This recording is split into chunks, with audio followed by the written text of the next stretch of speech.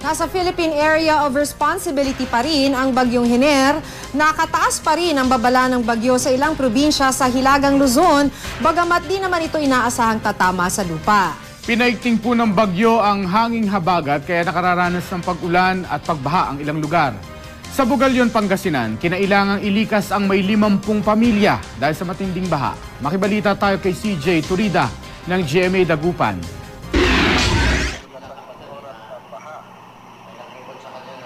Dahil sa malakas na pag-ulan, mabilis na umapaw ang tubig mula sa mga sapa at kanal na naging sanhi ng pagbaha sa mga kalsada at bahay sa Barangay Portik, Bugalyon, Pangasinan. Kwento ng mga residente, hindi nila inasahang biglang tataas ang tubig kahapon. Lumikas ang may 50 pamilya.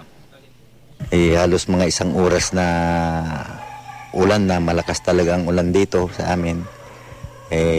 Biglang na lang na umapaw ang tubig dito sa creek namin. Galing sa bundok yung tubig na bumagsak ng biglaan, ano?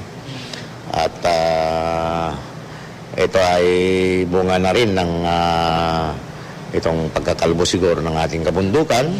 Ang tubig, siyempre alam niyo naman yan, will seek its own level, kung saan-saan maghanap ng dadaanan yan.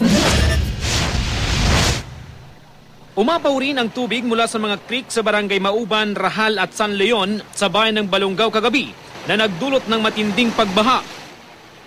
Ang ilang sasakyan tumirik sa gitna ng binahang kalsada.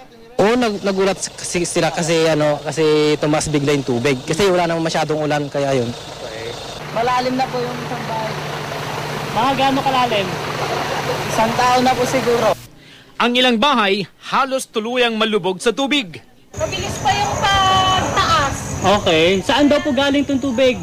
Ay, hindi ko po alam kasi wala naman pong binabalita kung anong damang maglalabas ng dam. Ayon sa lokal na pamahalaan, nagmula ang tubig sa kabundukan na nakaranas ng malakas na pag-ulan.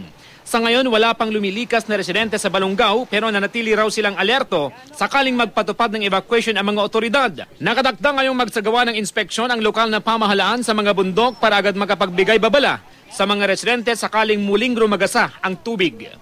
CJ Turida, Nagbabalita, Pilipinas.